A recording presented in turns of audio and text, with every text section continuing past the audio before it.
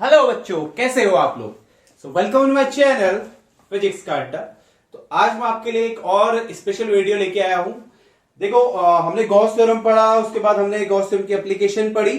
तो एप्लीकेशन में एक चीज हमारे पास थी, जब हमारे पास स्ट्रेट वायर होती थी यूनिफॉर्मली चार्ज इनफाइनाइट लेंथ की, तो उसके लिए अगर हम इलेक्ट्रिक फील्ड निकालते थे with the help of Gauss theorem, तो हमारे पास जो इलेक्ट्रिक फील्ड आता था बच्चों, वो आता था is equal to lambda upon 2 pi epsilon naught are.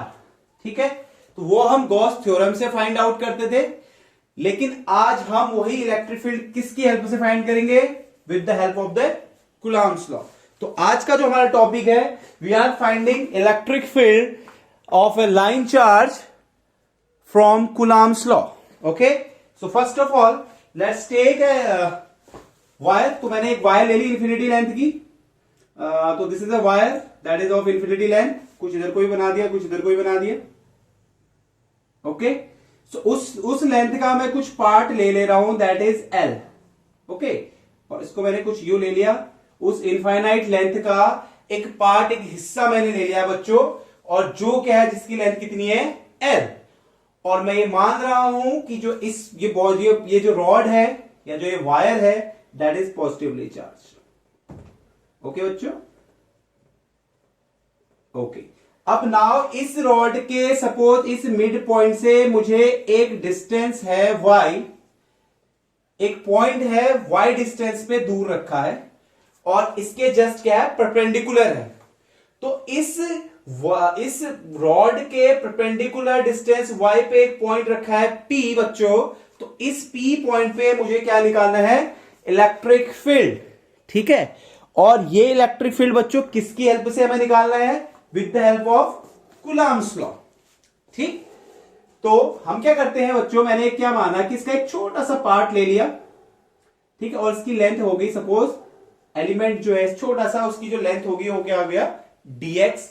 और बच्चों ये लेंथ जो इसके मिड पॉइंट से है, इसके ओरिजिन से आप कह सकते हो x डिस्टेंस पे है। ठीक है, अब छोटा सा चार्ज है, तो छोटा सा वहां पे छोटा सा डिस्टेंस है, तो छोटा सा उसके अंदर क्या है? चार्ज है। मतलब इस dx डिस्टेंस पे एक dq चार्ज है। ठीक, तो बच्चों जैसे कि मैंने एक लेफ्ट साइड लिया, तो मैं एक राइट साइड, जैसे कि मैंने एक राइट साइड लिया, तो एक लेफ्ट साइड भी एक एलिमेंट ले लेता हूं। ठीक है, ये ओरिजिन की एक्सिस पॉजिटिव एक्सिस में है, ये नेगेटिव एक्सिस में है। ठीक, तो सपोज मैंने ये एरिया लिया। ठीक है, अब इसकी भी जो थिकनेस है या इसका जो पार्ट है वो dx लिया बच्चों मैंने, और वो भी यहां से किस डिस्टेंस पे है बच्चों? x डिस्टेंस पे। ठीक है, और ये कौन सा पार्ट है? पॉजिटिव। तो यहां पे जो स्मॉल अमाउंट ऑफ चार्ज होगा बच्चों, क्या होगा? dq।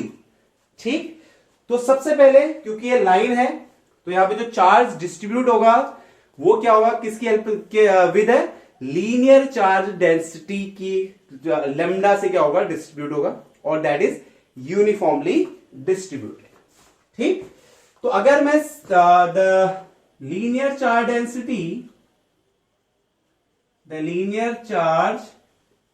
Density for small element dx, अब देखो छोटा सा एलिमेंट है, छोटा सा डिस्टेंस है dx, और उस पर छोटा सा चार्ज है dq। तो अगर मैं उसके लीनियर चार्ज डेंसिटी निकालूंगा तो बच्चों कितना आएगा? Lambda is equal to dq over dx।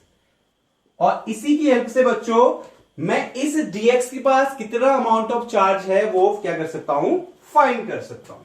तो अगर यहां से dq निकालूंगा बच्चों, तो dq क्या आ जाएगा? Lambda into dx। बहुत इंपॉर्टेंट है, अच्छे से इसको समझिएगा। अब इस dx एलिमेंट की वजह से इस p पॉइंट पे इलेक्ट्रिक फील्ड निकालना है। अगर हमें कहीं किसी पॉइंट पे इलेक्ट्रिक फील्ड निकालना है, तो उसका मतलब क्या है कि वहां पे हमने क्या रखा हुआ है? एक टेस्ट चार्ज। तो टेस्ट चार्ज हमेशा पॉजिटिव होता है और बहुत स्मॉल होता है, और उसका इलेक्ट्रिक फील्ड नेग्लिजिबल होता है। ठीक, तो मैं क्या करूंगा? इस पॉजिटिव dx की वजह से यहां पर कुछ इलेक्ट्रिक फील्ड होगा, वैसे ही इस dx की वजह से यहां पर कुछ इलेक्ट्रिक फील्ड होगा। अब क्योंकि ये भी पॉजिटिव है, पॉजिटिवली चार्ज वायर ली हुई है, टेस्ट चार्ज तो हमेशा ही पॉजिटिव होता है, तो इस एलिमेंट की वजह से एक छोटा सा इलेक्ट्रिक फील्ड इस पॉइंट P पे होगा, और क्योंकि ये पॉजिटिव है, ये भी पॉजिटिव है, तो इसको क्या करेगा, ये पुश करेगा, तो इसमें जो फोर्स लगेगा वो अवे लगेगा। तो जो फोर्स की डायरेक्शन होती है बच्चों, वही इलेक्ट्रिक फील्ड की भी क्या होती है, डायरेक्शन। तो जो इलेक्ट्रिक फील्ड बनेगा बच्चों, कुछ इस तरह से बन जाएगा, या इस तरह से मैं उसको बना सकता हूं। और इस स्मॉल इलेक्ट्रिक फील्ड को मैंने लिख दिया बच्चों डी ई। ठीक है, तो वैसे ही बच्चों इस स्मॉल एलिमेंट जो कि नेगेटिव एक्सिस में है, तो उसकी वजह से भी क्या होगा, यहां पर एक स्मॉल इलेक्ट्रिक फील्ड होगा, क्योंकि ये भी पॉजिटिव है, ये भी पॉजिटिव है। तो जो यहां पे डायरेक्शन होगी इलेक्ट्रिक फील्ड की बच्चों, कहां को होगी, just away from the P point. तो अगर इस लाइन को मैं आगे बढ़ा दूं बच्चों, तो ये एंगल अगर थीटा है, तो ये एंगल भी बच्चों थीटा होगा। अब ये एंगल थीटा है बच्चों, तो ये भी एंगल थीटा होगा और ये भी एंगल थीटा होगा।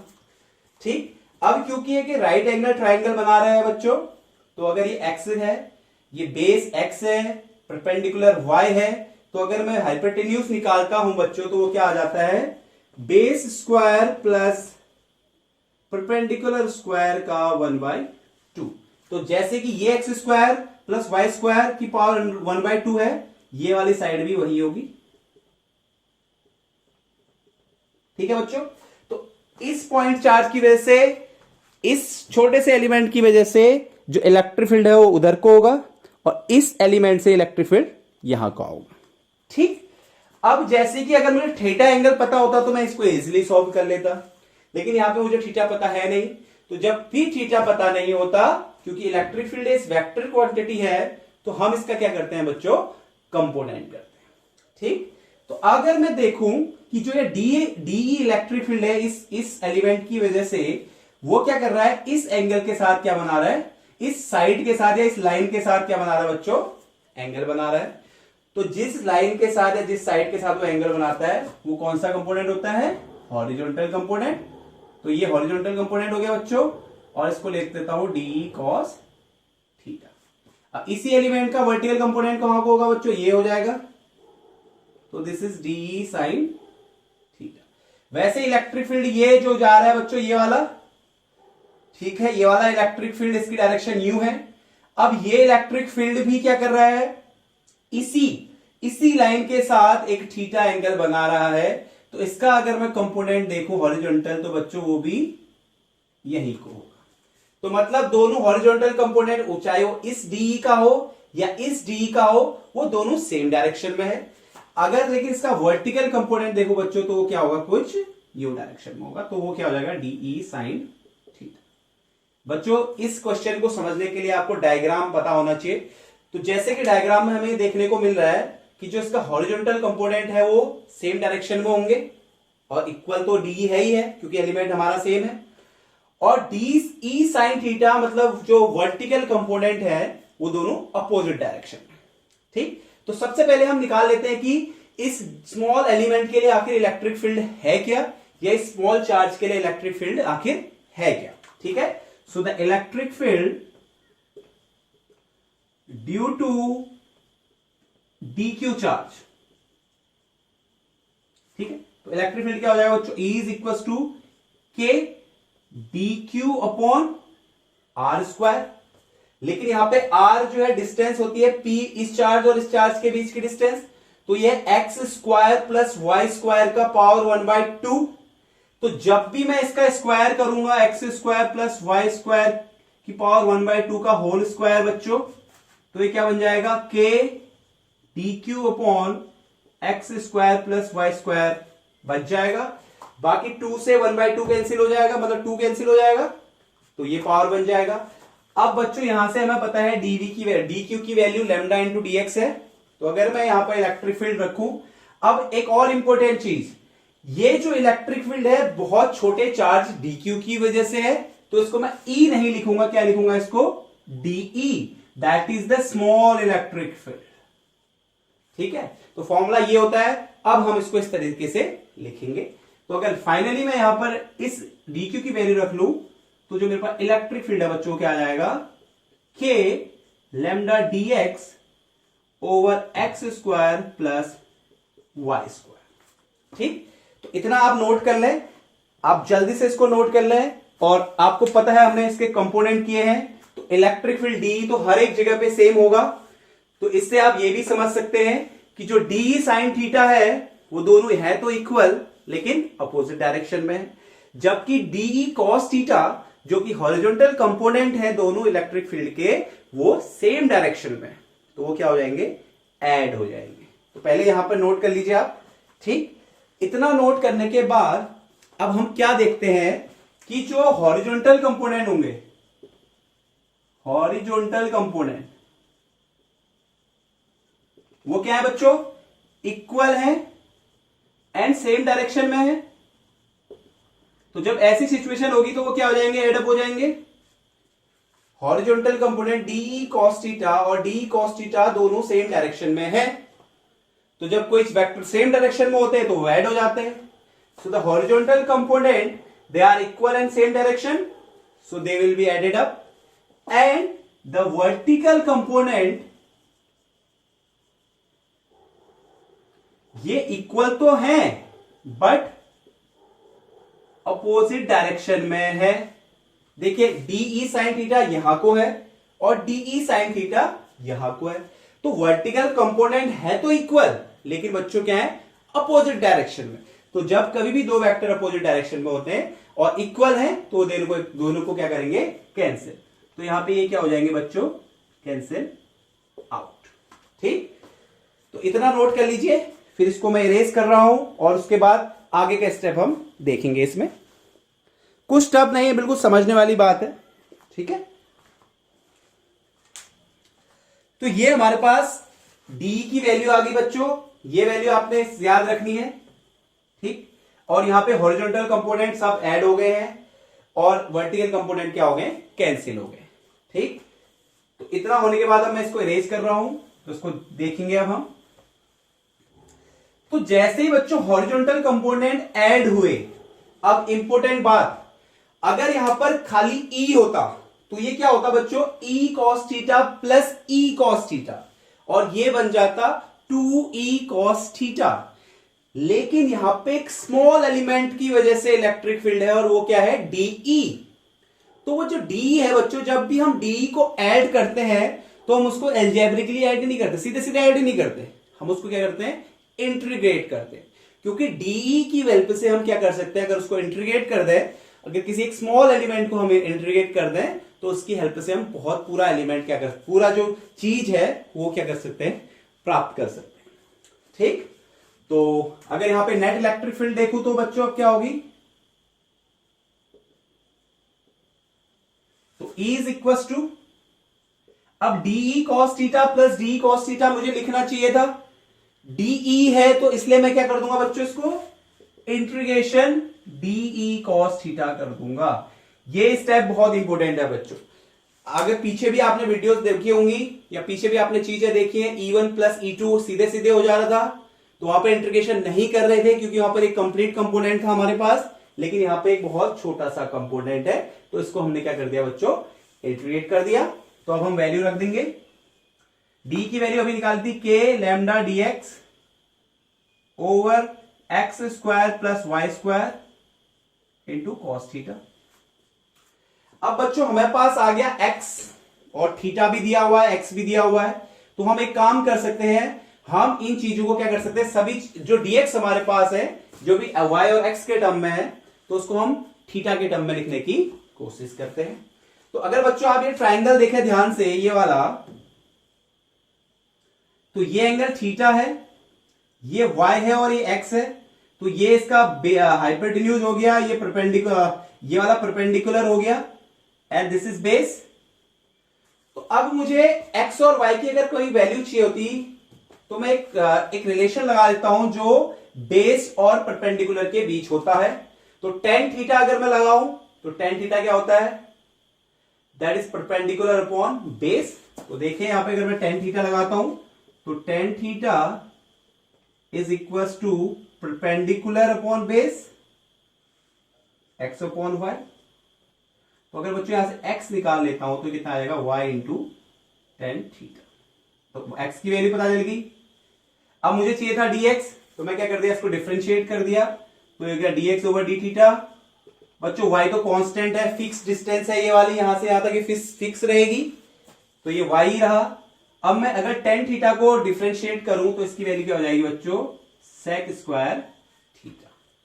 ठीक, तो अगर यहां से dx निकालूंगा तो dx की वैल्यू क्या हो जाएगी बच्चों, y sec square theta into d theta. और dx की ये वैल्यू बच्चों मैं कहां पुट कर दूंगा, यहां पे पुट कर दूंगा। ठीक है, आपको समझ आया। देखिए हमने क्या किया, इससे हमने x निकाल लिया, ये वाली डिस्टेंस, क्योंकि हमें dx की जरूरत है और मैं सारे टर्म्स को थीटा के टर्म में लेके आ रहा हूं, तो मैंने यहां पे टेन थीटा लगाया, तो tan theta equal to x upon y, that is perpendicular upon base. तो यहां से अगर मैंने x निकाला तो x आ गया y टेन थीटा। ठीक है बच्चों, अच्छा फिर मैंने इसको डिफरेंशिएट किया तो x का क्या हो गया, dx ओवर डी थीटा, और इसका किया तो y तो कांस्टेंट है, तो टेन थीटा का क्या हो गया, सेक स्क्वायर थीटा। तो थीटा से यहां मल्टीप्लाई कर दिया तो dx इक्वल टू क्या बन गया बच्चों, y सेक स्क्वायर थीटा। तो अगर बच्चों मैं ये वैल्यू यहीं पे पुट कर दूं, अगर मैं ये वैल्यू यहां पर क्या कर दूं, पुट कर दूं, तो इसको आप रिमेंबर रखिए, तो ये वैल्यू मैंने यहां पुट कर दी। ठीक है, कौन सी वैल्यू पुट कर दी, x इक्वल टू था y tan theta and dx equal to था y sec square theta into d theta. ये वैल्यू मैंने निकाल दी है, आपको पता है कैसे निकाली है, तो ये वैल्यू मैं यहां पुट कर दूं तो e इज इक्वल टू क्या आ जाएगा बच्चों, इंटीग्रेशन के रहेगा, लेमडा लेमडा रहेगा, dx की जगह y सेक स्क्वायर थीटा, बाकी कॉस थीटा और इसके साथ का डी थीटा। अगर अपॉन में देखो बच्चों, अब एक्स स्क्वायर की जगह क्या रख सकता हूं, वाई टेन थीटा, तो ये हो जाएगा y square tan square theta plus y square. तो बच्चों अगर मैं देखूं यहां पे के लेमडा और वाई कॉमन है और नीचे भी वाई स्क्वायर दोनों में कॉमन आ रहा है, तो इसको बाहर ले लेता हूं, k lambda y upon y square, अंदर क्या बच जाएगा बच्चों, ये बच जाएगा sec square theta cos theta into d theta upon, अब यहां पे ये कॉमन ले लिया तो tan square theta plus one हो जाएगा बच्चों। ठीक है, ये क्या हो जाएगा, tan square theta plus one हो जाएगा। तो टेन स्क्वायर प्लस थीटा की, tan square theta plus one की वैल्यू जो होती है बच्चों, वो किसके बराबर होती है, सेक स्क्वायर थीटा के बराबर होती है। तो पहले तो एक y से एक y कैंसिल, तो e इज इक्वल टू क्या आ गया, के लेमडा अपॉन y, इसकी जगह सेक स्क्वायर थीटा ही रहा, इसकी जगह कॉस थीटा ही रहा, डी थीटा ही रहा, लेकिन ten square theta plus one को हमने क्या लिख दिया बच्चों, सेक स्क्वायर थीटा। तो ये दोनों क्या हो गए, कैंसिल हो गए। और अब मैं इसको इरेज कर रहा हूं, लेकिन इरेज करने से पहले आपको एक स्टेप बता दूं। देखिए अब यहां पे चेंज क्या हो रहा है, डी थीटा। ठीक है, तो जो ये एंगल है, ये जो एंगल है ये क्या होगा, या तो मैक्सिमम इतना हो सकता है, ये वाला एंगल मैक्सिमम 90 हो सकता है, ये वाला एंगल भी मैक्सिमम 90 हो सकता है। तो क्योंकि दोनों अपोजिट डायरेक्शन में है, तो एक इधर वाले एंगल को माइनस 90 ले सकता हूं मैं, और इधर वाले को प्लस 90 ले सकता हूं। मतलब ये वाला angle minus pi by to और ये वाला एंगल पाई बाय टू। तो जो ये थीटा एंगल है बच्चों, ये माइनस पाई बाय टू से पाई बाय टू तक वेरी कर रहा है। आप देख सकते हैं, देखिए ये मैक्सिमम इतना हो सकता है, ये मैक्सिमम इतना हो सकता है, 90 और इधर भी 90। ठीक, तो इससे आगे का स्टेप मैं यहां करने जा रहा हूं, तो इसको मैंने इसलिए इरेज कर दिया है। ठीक, तो अब जो बाकी स्टेप यहां का होगा, अब मैं यहां कर रहा हूं उसको। ठीक है बच्चों, तो ई रहा। अब जैसे कि मैंने आपको बताया के लेमडा और वाई तो वही रहे, अब जब लिमिट लगेगी तो minus pi by two to pi by two रहेगी, क्योंकि दोनों अपोजिट डायरेक्शन में, एक थीटा इधर को है तो एक थीटा इधर को है, और ये pi by minus pi by to से प्लस पाई बाय टू तक क्या लगेगा, एंगल चेंज होगा। ठीक है, लिमिट ये लगा दी, बाकी अंदर बच जाएगा कॉस थीटा डी थीटा। ठीक है, अब कॉस थीटा को इंटीग्रेट करूंगा तो k lambda upon y, cos theta का जो इंटीग्रेशन होता है बच्चों होता है साइन थीटा, लिमिट लगा दी minus pi by two plus pi by two. ठीक, फिर अगेन के लैम्डा अपॉन वाई, इसको ले लिया साइन पाई बाय टू बच्चों, माइनस होता है upper limit minus lower limit. अब एक प्रॉपर्टी आपने पढ़ी है, साइन माइनस एक्स की जो वैल्यू होती है हमेशा माइनस साइन एक्स के बराबर होती है। ये प्रॉपर्टी आपने पहले पढ़ी होगी 10th में, कि साइन माइनस एक्स की जो वैल्यू है वो साइन एक्स के बराबर होती है, माइनस साइन एक्स के। तो ये जो वैल्यू मैं रखने वाला हूं ये होगी साइन माइनस पाई बाय 2। तो माइनस पाई बाय 2 को माइनस साइन पाई बाय 2 हो जाएगा, तो minus minus plus, that is sine pi by 2। तो ये pi by 2 1, pi by 2 1, 1 plus 1 2, तो फॉर्मूला आएगा 2 के लैम्डा अपॉन वाई। अब मैं के की वैल्यू रखता हूं 1/4 pi epsilon naught lambda upon y, तो 2 से 4 कैंसिल, तो जो नेट लास्ट में इलेक्ट्रिक फील्ड बचेगा बच्चों that is lambda upon 2 pi epsilon naught into y. तो देखिए वहां पे जो रिलेशन था आर डिस्टेंस पे हम निकालते थे, इससे आर परपेंडिकुलर डिस्टेंस पे निकालते थे, तो वहां पे इलेक्ट्रिक फील्ड आता था equal to lambda 2 pi epsilon naught r. अब इस वाले केस में बच्चों हमने क्या किया, y डिस्टेंस पे निकाला, तो आप देख सकते हैं कि E is equal to lambda 2 pi epsilon naught into y आ गया। तो कभी कभी अगर आपको न्यूमेरिकल दिया हो बच्चों तो उसको आसान बनाने के लिए आप क्या कर सकते हैं, एक स्टेप और कर सकते हैं आप, इस इलेक्ट्रिक फील्ड को 2 से मल्टीप्लाई 2 से डिवाइड किया तो ये 2 लैम्डा हो गया, और ये 4 पाई एप्सिलॉन नॉट y हो गया, या इसको सेपरेटली ये लिख लिया आपने 1/4 pi epsilon not 2 lambda by y। तो इसमें आपको आसानी क्या रहेगी बच्चों, आपको यहां पे अलग से एप्सिलॉन नॉट की वैल्यू रखने की जरूरत नहीं पड़ेगी। आप 1/4 पाई एप्सिलॉन नॉट की वैल्यू 9 × 10⁹ रख सकते हैं और उससे आपको वैल्यू निकल जाएगी। तो बच्चों अगर आपको वीडियो पसंद आई है तो मेरा चैनल जरूर से सब्सक्राइब कर दें, दोस्तों के साथ शेयर करें, और वीडियो अगर पसंद आ रही हो तो उसको लाइक जरूर कर दें। ओके, और मेरे चैनल का नाम भूलिएगा मत, दैट इज फिजिक्स का अड्डा।